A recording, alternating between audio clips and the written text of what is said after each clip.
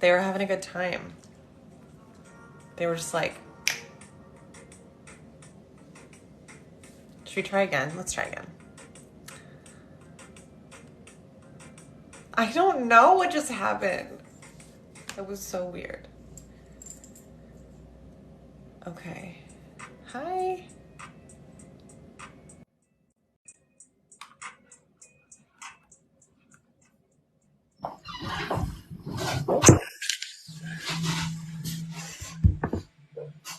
Hello. Hello, Hello, hello. Who are you? Who am I speaking to? this is Bob, and Oh, now hi. my camera's on. I think. Oh, it's okay. You don't have to have your camera on if you don't want to. What was that? That was rowdy. What? Oh, the. I Yeah. know. That was funny. That was just like, whoa, buddy. They're Yeah. having they're having a party. So what's going on with you? What made you want to come on my live? I was so I'm new to TikTok, but also a life coach. You're a Lover life of coach also? yes, actually I am. So this is actually my first interaction on live with another life coach. Actually, Okay. on TikTok. This I'll morning I follow you. had a what's that? I'll follow you. I'm trying to find. Hold on. I'll do it. I'll do it. I can't. I just for some reason it won't let me. Okay, so what kind of life coach are you? Um, so it's it's a work in progress. It's only been I think I've been on TikTok 10 days or 14 days.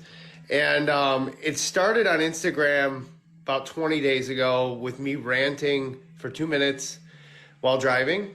And it's turned into a live chat with the angry therapist this morning. Um, What do you mean? The angry therapist. John Kim. He wrote a really good book that called "I Used to Be a Miserable Fuck." I don't know if you swear on your channel or not, but yeah, it's just been an interesting journey of kind of finding my inner peace, but learning to embrace all the failures and frustrations of life and not hide from them, but instead just convert them into useful ways of helping other people. And to be completely transparent, the whole ranting thing just started off as just a daily devotion kind of place to log my thoughts, and then all of a sudden people started following, and I don't know. I think my TikTok's well, I'm clearly over 1,000 followers in 10 days, so it's In a been day? in 10 days. I've Day. only had my TikTok 10 days, so it's been a fun ride. I think I'm up to like 1,400 or something. So yeah. Uh, Wow. so just getting out there in the world and yeah, what's your story? Oh. About how I became a life coach? Well, yeah, I mean, condense version. Hmm. Similar to how most life coaches come to be life coaches is they need one themselves. Um, but I honestly just, it was random. It was kind of like a lady on Instagram reached out to me, said, I'm a life coach. Do you want to work with me? And I was like, what's that? And yeah, then I took my certification. I did like an online, but it was like virtual. So it was like a real class, but it was like virtual. It was from California school. Okay. And yeah, I got my certification like 4 years ago. And I've kind of morphed it into now I do more human design coaching along with meditation and like healing work because I'm a Reiki practitioner also. Um, so yeah, so that's kind of me. Yeah, I like TikTok. It's been really fun. It's been interesting though because there's a lot of hate on here, and it's been interesting to try to rewrite that narrative, like with my followers and with the content and just learning how to like block certain comments and yeah. Have you No, experienced anything like that? it's like dancing in the gutter. How's that? Oh, that's an interesting way to put it. Dancing in the Yeah, gutter. it Okay. is. It's like I said, I just started posting videos, both to be entertaining, but also just kind of just give little quips of advice, like can't focus on what you can control. Let go of what you can't, and think how to create boundaries. Just simple little hooks and really just the format for my videos is just more like a simple comedic hook, get somebody's attention, give some experience, and then give a solution. And I've been doing that for every day for, like I said, about 20 days, under a month for sure. And I really had no intentions for any of it. I didn't have really any intention for life coach or anything other than just share my story. And then all of a sudden, I'm starting to get all these messages of people just like dumping their lives on me, Oh, wow. and like very vulnerable stories. I'm like, Yeah. I'm a complete stranger, and Yeah. and it's like how I was just talking with a friend of mine the other day about it. I was like, I don't know. I don't know if I'd be that like just Yeah, I know what you're saying. Yeah. and and we just came to the conclusion that like that's how heavy the pain is. That's how Yeah. hard that's how lonely it is. And 75% of my followers are women. Yeah, that's like me. Like 75 are mine are men.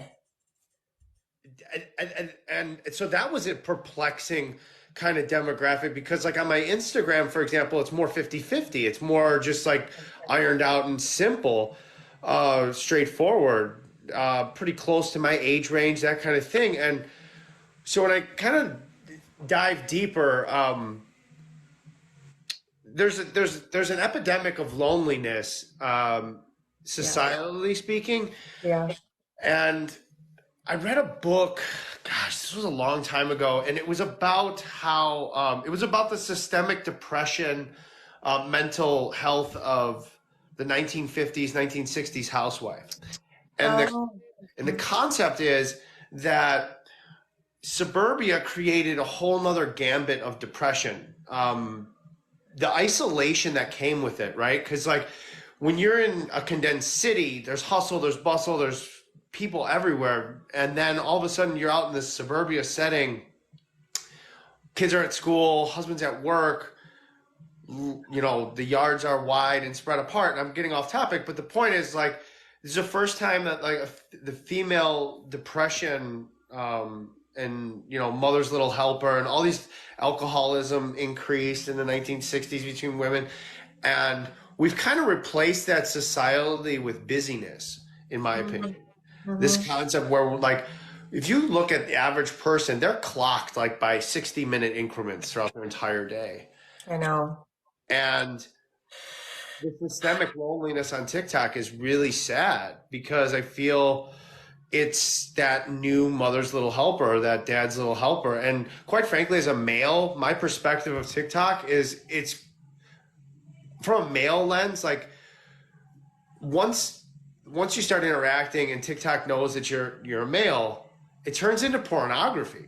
It's really like a bizarre feed. So it's nice to see somebody changing that narrative from a male's perspective. I just I thought my message and my rants and things would be more attached, identified with males and stuff like that. But breaking out of your shell, finding your identity, setting boundaries, these are all like hardcore women topics that are like driving home. And I'm getting these like lengthy stories and stuff like that. And so I've decided, to help people. I don't know. I don't even know where, like, it's just all by chance. It's kind of a crazy story. It sounds to me like it's kind of kismet. It's kind of one of those things that seems, in my opinion, like something that you're meant to be doing, you know? Absolutely. And it's like that saying, like a great leaders never want to lead. Yep. So I've been having a lot of fun with it. But I don't want that to sound like in a morbid way because I mean it has been heartbreaking to hear some of these stories and some of these circumstances that people are going through, and then how do I keep my own healthy boundaries at the same time? It's just a whole gambit of education for myself. And I'm a business owner. I'm not like I'm just Oh. I'm a normal human being and not. Mm. I mean, I'm a fan of personal development, and I'm a student of psychology and love learning new concepts and personal growth. I mean, it's you're either evolving or you're dying. So I mean, it's interesting to just see this kind of turn of events for myself. But yeah, it's been heartbreaking to kind of hear some of these stories and stuff like that. And I'm just like, wow. And then to hear like people spending 2 to 4 hours a day on the platform. It's like this woman I was talking to. It's like my kids go to bed 8:15, and I'm usually on TikTok till about midnight. Hmm. And I'm like, I don't judge, but I'm thinking in my head as like one It's person. okay if you do judge. We all do. It's a No, I normal mean like human thing. correctly, right? Like I'll tell you, but I don't know if I would get into a confrontational judgment in a in a chat or something like that.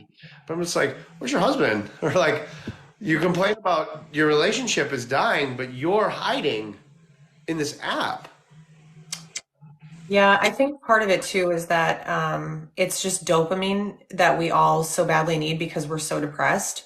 So if you can get that hit of dopamine every second and it's never ending, of course people are addicted to it. But especially if because their worlds were blown up a few years ago, now they don't know what they want because the status quo has completely changed. So honestly, that's partly why I got on here is because my kids were on it so much. And I was like, yo, I need to know what's out there. And I need to, and then it got to be like kind of a passion where I was like, if we're going to be like seeing all this crap, like what you just said about being pornography and stuff, like we might as well create content that's not and help make it a safer place for children specifically, you know? So question for you. So why do you think women come to you? Like in your personal opinion, like unbridled, tell me exactly how you think. Why do you think they do it? And then that's not, there's nothing from me I'm just asking like an open-ended question. Why do you think so? I'm sorry. I'm smirking because like when immediately when I'm asked that question, I think of this like super ego, like I'm just this awesome human being, and I don't think that that's it at all, right? I think that this is gonna sound so arrogant. I it's almost as if like I'm clearly very in tune with my emotions, my relationship dynamics. I understand like um, the the ability to listen and ask questions. Like, do you want me to listen right now, or do you want me to give you advice? Like that's something I do with my wife all the time, and so guarded of that whole jumping in and stuff like that. So I feel like these are things that women want men to say. These are things that but at the same time, I think that there's a level of criticism that men might have towards their spouse that no spouse ever is going to be able to say to their spouse, if that makes sense. But if they hear it from somebody else, it's completely different. Like for example, like Their one secret self. They're sharing with you their secret self, which is what the CIA would call it. Yeah. I guess I mean I take Yeah. something simple. You know, there's this concept of mom burnout Hmm. where mothers are overwhelming in the household and they derive their identity from their ability to service the household. Like nobody can do it better than me, so I'm not going to allow anybody to do it. But then when things go sideways or I'm not feeling well, then I'm going to complain that nobody helps me. And creates this kind of rhythmic cycle, right? So some of my messages, It's a cyclical rhythmic cycle. yes, because then, um, you know, men, we want to be fixers, right? So then we come in like to do the bath or to put the kids to bed, but we have our own style, we have our own format, we have our own way of connecting with our children that might be a little more rambunctious, might be a little more playful, might be Yeah. a little more out of the norm, right? So now it's, you know what? It's just easier if I do it. It's just easier if these are the statements that are made. So Sure. no husband is going to be able to tell their wife, what I just said, right? Like, but if Well, I'm able to, they no, can, they don't but know how. how are you Yeah. asking? No, maybe they don't know how. Oh, sure. Sure, sure. Yeah. I mean, and I don't think even women know how. Obviously, it's both. It's not just the males don't know how or the females don't know how. It's that they both don't know how. And I think there's a fear there depending on what it is, but I think it's just a systemic thing that, again, you, like you said, started back in the 1940s and 50s when, the housewife became a thing and the women didn't really have a job except to care for the children. But if you look in the past, like they had other jobs too when they were part of a community. It's also lack of community. Hi, Louie. We're talking about Bob here is another life coach, and he and I are talking about kind of like male and female roles in society. So if you have anything to add, please do, and all of you in here, please. Yeah, Yeah. and go follow Um, Bob. oh, thank you. Yep. So what's interesting is you're talking about chemical levels, and help me out if you know this. I can't. The the chemical that's released during breastfeeding, Oxytocin. sex, oxytocin. Oxytocin.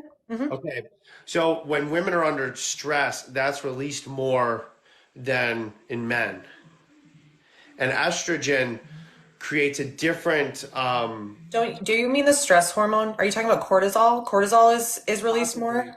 What men deal with stress better in certain circumstances than women, but the addictive behavior of the compressed stress becomes more attached for women. And I'm messing this up because I'm not That's completely in tune with it. The point is not so much the chemical levels, but that there's an identity that becomes formed around. All of the habitual things that have to do with the household. And when men try to interject, they're not perfect at it. They're going to be more clumsy. They're not going to have the grace and the experience all of the time. And I'm generalizing, but the point I'm trying to make is that there's an identity crisis on the opposite side of it, where if somebody is a stay-at-home mom or somebody who is in hyper isolation, because what so from the probably handful of women that I've spoken to just on TikTok and Instagram in the last couple of weeks, the general consensus that I get is if they're a working mother, then they have guilt, and if they're a stay at home mom, they're feeling judged, and this idea like that they have their life easier, and then the working mom is guilty because they're always away, and then you take on top of that the hyper child schedule of the 60-minute increments we were talking about. I think it just creates this overwhelming. What? sorry. One of okay, Rocket Cruise, say it. Let's go. Remind me your name. Like your first name, your real name. I hate when people don't put their names in their bios because it's like I see Shadow Ghost and it's like it's been like a couple weeks since I've seen him in my live. Okay, so what do you say what you have to say? We want to hear it. Sorry. We just kind of have to interact too. Um, Oh, for sure. I just get off on a tangent. no, you're fine. What so hold on one second here. So what do you think is like the number one thing that we can change, like women can change? Like what can we This is like it's and that's very general, right? Overgeneralized because just because I'm a female doesn't mean that I'm going to think exactly like another female, like so we're also generalizing a lot. So but I'd like to hear that. what a female could change. Well, like, what can we be doing that can help with the communication as far as looking at roles? Like, what would you want us to be doing? Would you want us to be working and be in the house? Would you want to be in the house? Like, do you I feel think like men have the words that women do to say how they feel? Um, in I a think it's really simple. I met from the many.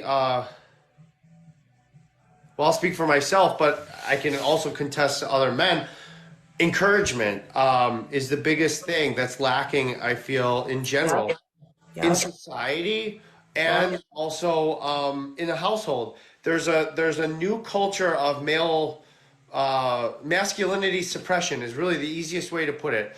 Um, Oh. the validation of like you're doing a good job, like even if it's something simple, like I'm so glad you know how to change that light bulb, or I'm so glad you know how to kill that spider, or I'm so glad that you don't have a problem doing Oh. that, or I'm so glad Oh. you just Yes. groveling, just gratitude, just a little bit of Yeah. gratitude. And it goes both ways. I feel Yeah. like there's a lack of validation on a Yeah. simplistic level. Hmm. And so many times people overcomplicate. Yeah. You know what I Agreed. mean? Hmm. What would you say men what I'll ask you the same question. Like what do you feel men could do that would simplify things? Or what could we do better? Well, I mean, I say this to my partner all the time, and he's he's getting good at it. But I would say like communication about specifically, this is me, communication about just really anything, like just very communicative. Um, I would say for me more like hugs and like encouragement with words also. Um, and I also think just giving women more time to themselves because I think a lot of men think that women who stay home or whatever, they don't have like, they don't need time to themselves because they think, oh, well, you get time to yourself all day. It's like, no, like, I'm not laying around like sleeping all day. So I think that's the part that I would say would be my 2 cents about that. Um yeah,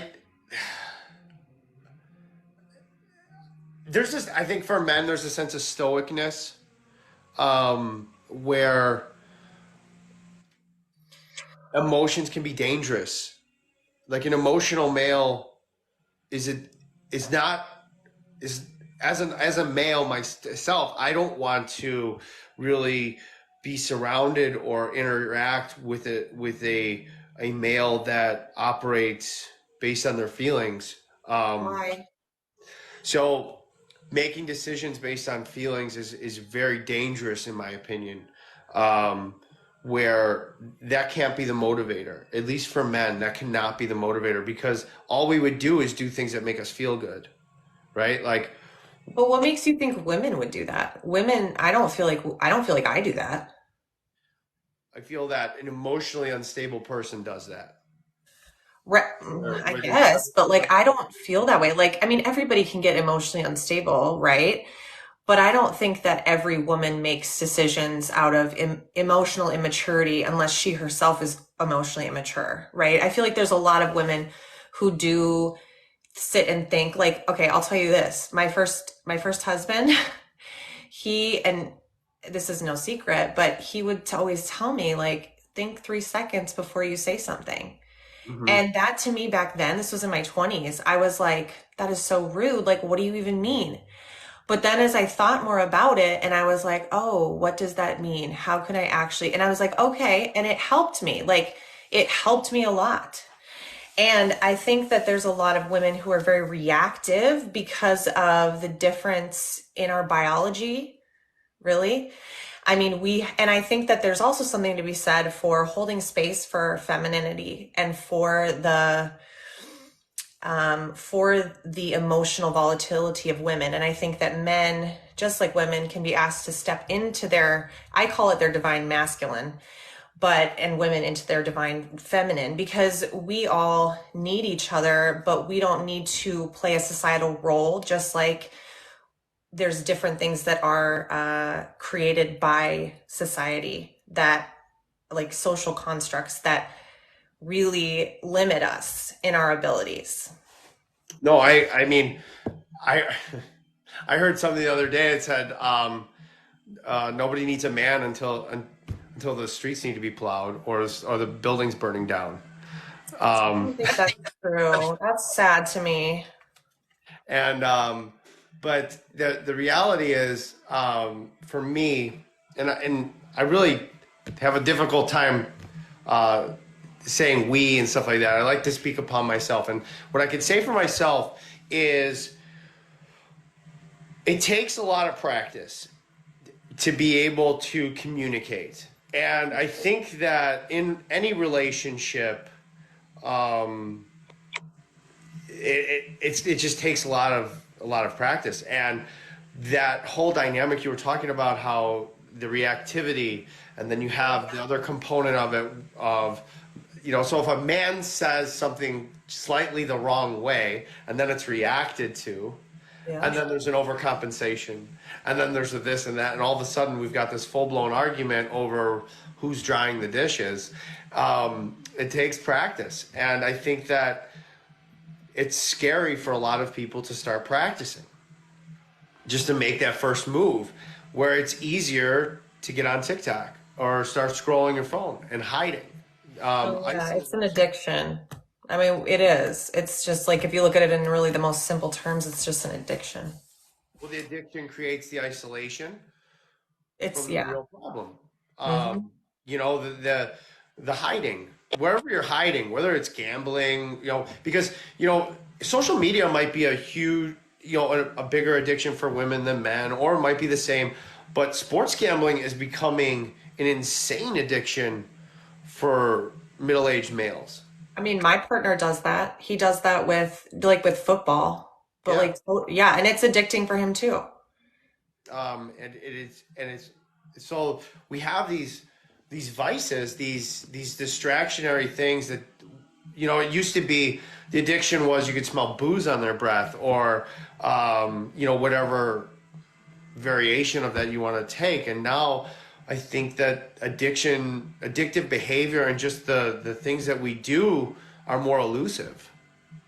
They don't Yeah. have that same generalized surface. Well, yeah, that's true. And I think the Ultimately, problem I think is it's hard for me because I always try to like think about whose fault is it, which is so dumb. But I'm like, whose fault is it? And I think that really truly it is some our fault, right?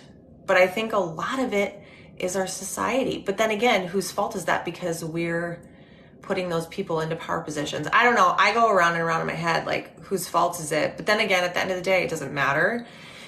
I think we just all have to do the similar thing, which is like move towards health, move towards abundance, move towards love, move towards acceptance, like move towards all the things that religion tells us to do. I'm not saying it in a religious sense, but like the commandment, whatever, and just do the positive thing, the thing that's towards the light, not the thing that's towards the dark, which is dead or death or animal, right?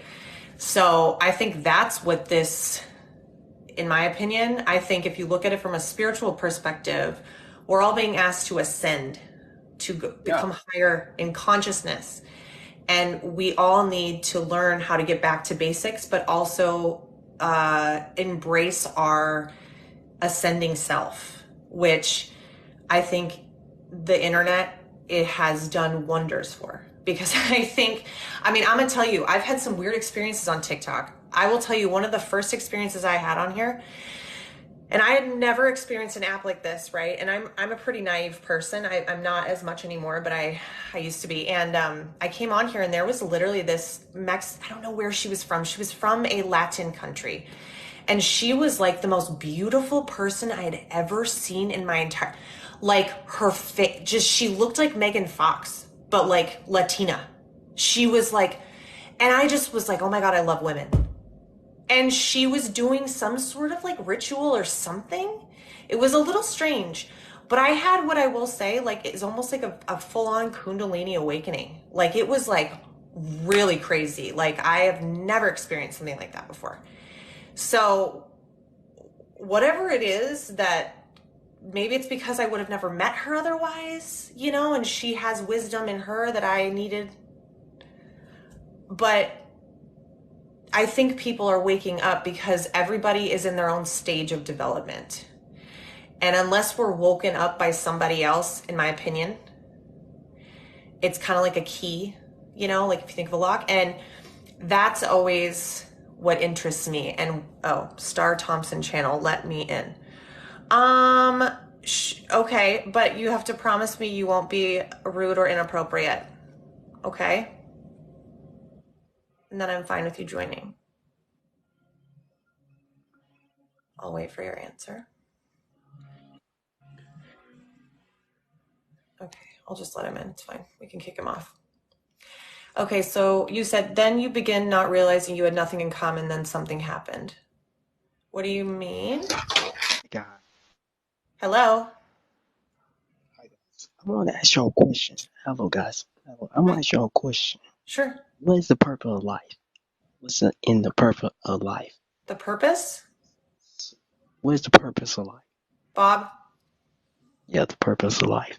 What is the purpose of life? As a man, the purpose of life Yes.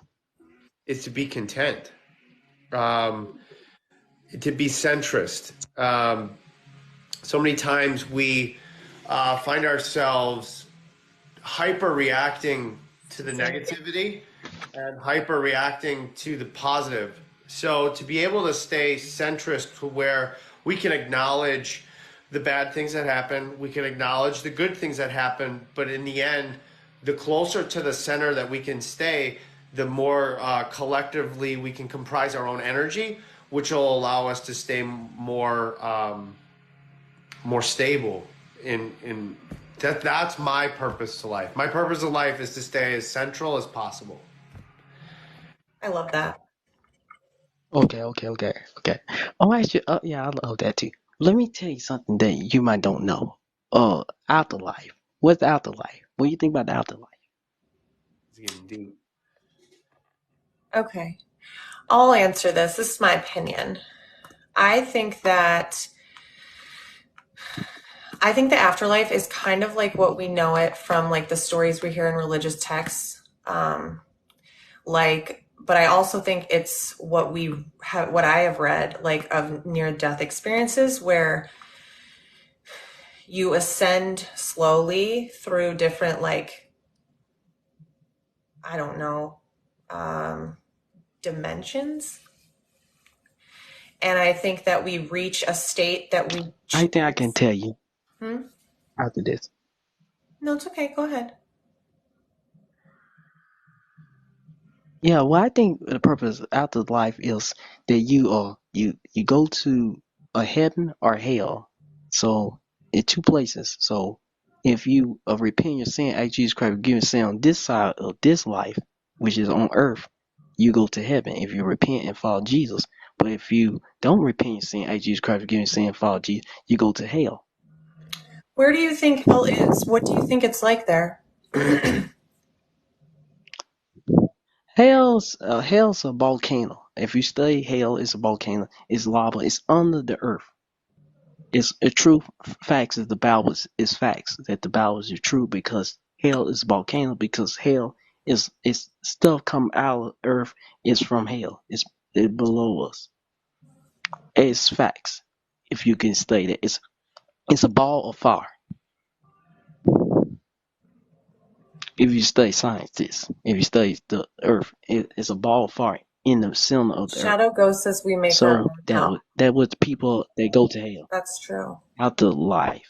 So only way you escape is through Jesus. So you escape hell through Jesus, which he rose from the dead and sent into heaven. Yeah. Yeah. So what do you think?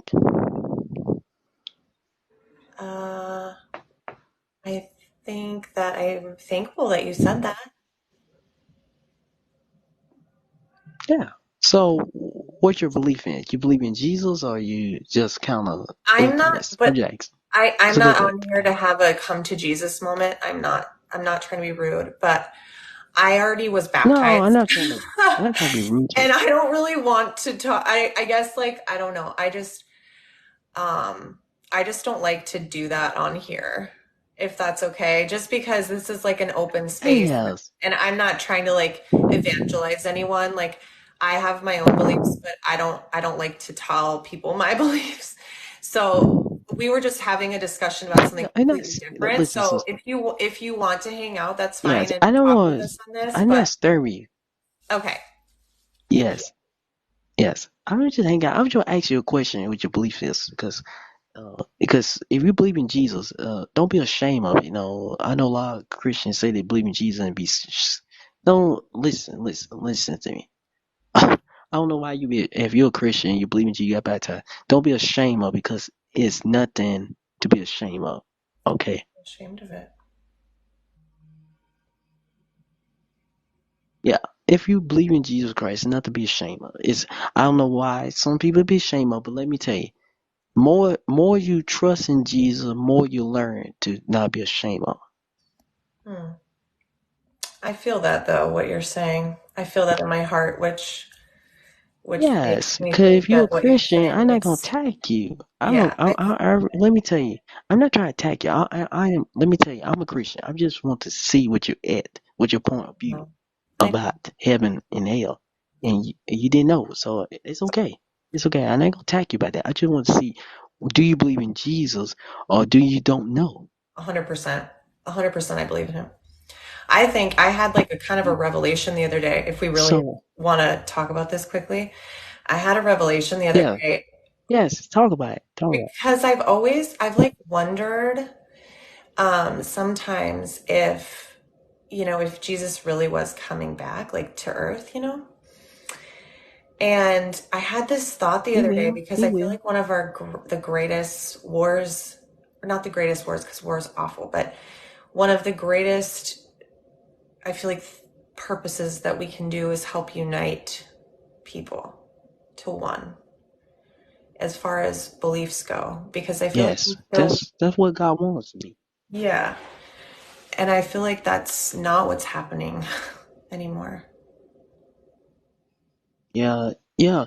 And you see, I don't know. You see in the church world, they be attacking one another. I know that. I'm not gonna attack you. You believe in Jesus. I'm not trying to come here to attack you. I just want to know your situation. And I think and when I hear you, I know you go through a lot, and we all go through ups and downs. But just to know that you put your trust in the one that can save us from a bad place called hell, and you're able to do so. yeah. I think for me, I just give myself grace and uh, I have grace for others and I have grace for where people are at. And I guess I never want people to feel like they are attacked because I believe that, and this is not talking about me, I'm talking about somebody else or other people, is that people's beliefs are part of their identity. And who am I to tell somebody that their identity is wrong? That's the only thing that I don't like. I don't like that people's identity has, and I feel like when that happens, people might feel like part of their identity isn't theirs anymore. And what would that mean and how that's scary? And then they have to give up a whole bunch of things that they maybe had in common with people that they won't ever. It's fear. And yes, I feel like fear is a very I mean, it's a huge driving force. So I think for people to feel safe to do that, they have to come to it not by themselves, but by the way that we show, this is my belief, by the way that we show them to be like Jesus, not to tell them, but to show them by what we do, by what we say, by Yes. how we, um, how we show up for people and the thoughts we think. And sometimes it doesn't look exactly the same for every person. But I believe if you're trying to be more like the higher power that governs everything, then there really shouldn't be anything else that matters.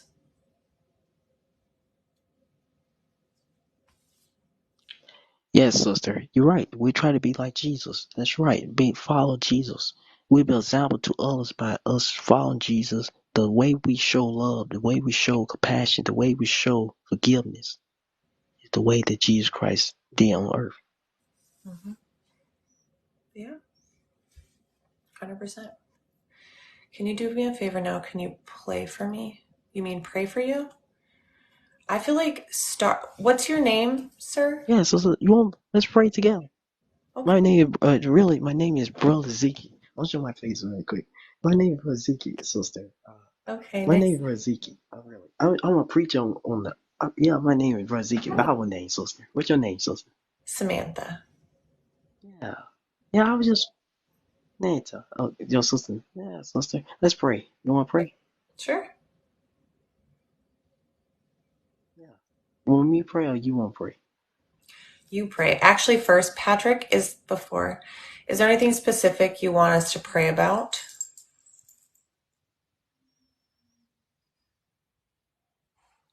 Just so that we make it as clear as possible.